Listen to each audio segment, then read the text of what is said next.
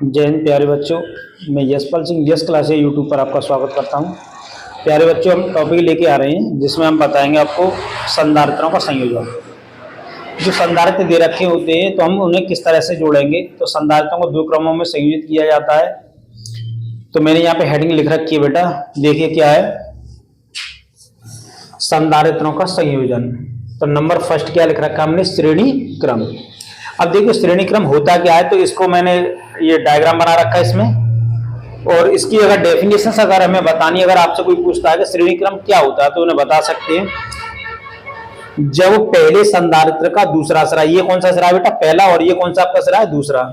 जब पहले संधारित्र का दूसरा सिरा दूसरे संधारित्र के पहले सिरे से, दूसरे संधारित्र का दूसरा सिरा तीसरे संधारित्र के पहले सिरे से जुड़ा हो, तब इस प्रकार जुड़े संधारित्र श्रेणी क्रम में कहलाते हैं। तो किसमें कहलाते हैं, श्रेणी क्रम में। यानी ये एक चेन वाला सिस्टम होता है। माने चलो जैसे ट्रेन के डिब्बे हैं, तो वो कौन से क्रम में हो जाएंगे आपके, श्रेणी क्रम में, क्योंकि एक के पीछे एक जुड़ा हुआ है। इसी तरह से ये है, जब इसका पहला सिरा यानी पहले संधारित्र का दूसरा सिरा और दूसरे संधारित्र के पहले सिरे से, और दूसरे संधारित्र का दूसरा सिरा तीसरे के पहले से, और भी आगे संधारित्र होता तो तीसरे का दूसरा किससे जुड़ जाता, चौथे के पहले सिरे से जुड़ जाता। तो इस प्रकार अगर संधारित्र जुड़ेंगे तो ये क्रम कौन सा कहलाएगा, हमारा श्रेणी। ठीक है बेटा। अब देखिए फिर इसकी थोड़ी सी कहानी लिख देते हैं कि माना कि तीन संधारित्र C1, C2 व C3 क्रमशः श्रेणी क्रम में जुड़े हुए हैं। इनके सिरों के बीच उत्पन्न विभवांतर क्रमशः V1, V2 व V3 है तथा परिणामी विभवांतर क्या है, V है। तब संधारित्र की परिभाषा से, तो अब हमें इन्हें सॉल्व करना होगा। तो यहां लिखेंगे पहले संधारित्र के कारण, पहले संधारित्र के कारण। तो देखिए धारिता की परिभाषा क्या कहती है, C बराबर क्या होता है, Q अपॉन V होता है। अगर V का मान निकालेंगे तो V बराबर कितना हो जाएगा बेटा, Q अपॉन C। तो पहले के संधारित्र का विभव कितना निकल के आ जाएगा, V1 बराबर Q अपॉन C1। दूसरे संधारित्र के कारण, दूसरे संधारित्र के कारण निकालेंगे बेटा तो कितना हो जाएगा, V2 बराबर Q अपॉन C2। तीसरे संधारित्र के कारण तो V3 कितना हो जाएगा बेटा, Q upon C3। Dot dot बहुत सारे लिख सकते हैं। अब यहां लिखेंगे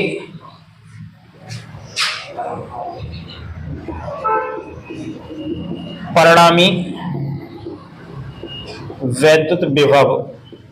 परिणामी वैद्युत विभव निकालेंगे तो कितना हो जाएगा बेटा, V1 प्लस के V2 plus V3 plus dot dot so on. ठीक है ना। अब यहां से वैल्यू रख दीजिए बेटा, V बराबर V1 की वैल्यू आपने क्या निकाली थी, Q अपॉन C1। V2 की वैल्यू क्या निकाली थी, Q अपॉन C2। और V3 की निकाली थी Q upon C3 plus dot dot so on. अगर बेटा हम चाहें तो ऊपर से हमें क्या कॉमन मिल रहा है, Q 1 अपॉन C1 प्लस के 1 upon C2 plus 1 upon C3 plus dot dot so on. Q का क्या दे दिया बेटा मैंने इसमें डिवाइड, तो V अपॉन Q बराबर कितना हो जाएगा, 1 upon C1 plus 1 upon C2 plus 1 upon C3 plus dot dot. अब देखिए बेटा यहाँ ध्यान देना, इस V के नीचे यहाँ पे कुछ नहीं है तो क्या मान लेंगे हम, यहाँ 1 मान सकते हैं। तो V अपॉन 1 बराबर कितने किसके इक्वल है, Q अपॉन C के इक्वल है। अगर मैं यहाँ पे लिखना चाहूं, जैसे इंप्लाई दैट C ऊपर लिख दिया और Q नीचे लिख दिया, तो इसे क्या लिख देंगे, 1 अपॉन V लिख सकते हैं। अगर V को मैं यहाँ ट्रांसफर कर दूं तो V अपॉन Q बराबर कितना हो जाएगा बेटा, 1 अपॉन C। तो यहाँ हमारे पास इक्वेशन यहाँ पे यही निकल के आई है। तो V अपॉन Q, तो V अपॉन Q की जगह पर क्या लिख सकते हैं बेटा हम, 1 अपॉन C। तो यहां पे लिख दें 1 अपॉन C बराबर 1 upon C1 plus 1 upon C2 plus 1 upon C3 plus dot dot so on. तो इस तरह से बेटा हमारा इसके लिए क्या निकल के आ जाता है, ये फॉर्मूला निकल के आ जाता है। ये किसके लिए हुआ बेटा, श्रेणी क्रम के लिए। देखिए नेक्स्ट पढ़ाएंगे हम क्या, समांतर क्रम। तो देखिए बेटा समांतर क्रम क्या होता है, तो मैंने ये डायग्राम बना रखा है। इसमें क्या होता है बेटा कि जैसे मैं 3 संधारित्र ले रखे और उन सभी संधारित्रों के अगर पहले सिरे एक बिंदु से जुड़ जाएं और सभी दूसरे सिरे किसी दूसरे बिंदु से जुड़ जाएं, तब इस प्रकार जुड़े संधारित्र कौन से क्रम में कहलाते हैं बेटा? समांतर क्रम में कहलाते हैं। किसमें कहलाते हैं? समांतर क्रम में। क्लियर है ना? अब हमने यह मान रखा है, यहां पर आवेश कितना है? Q1 है। यह आवेश हमने क्या मान रखा है? Q2। और यह आवेश क्या मान रखा हमने? Q3। और इनके स्तरों के बीच परिणाम विभवांतर क्या मान लिया बेटा हमने? V। अगर हम संधारित्र की डेफिनेशन के अकॉर्डिंग बात करें तो C बराबर क्या होता है बेटा? तो C बराबर होता है Q/V। अगर मैं यहाँ से Q की वैल्यू निकालूं तो Q बराबर कितना हो जाएगा बेटा? तो Q बराबर मिल जाएगा हमें CV। तो हम यहाँ पे मैंने लिख रखा है, तो पहले संधारित्र के कारण आवेश कितना हो जाएगा बेटा? तो Q1 बराबर C, और विभव हमारा कैसा है? समान।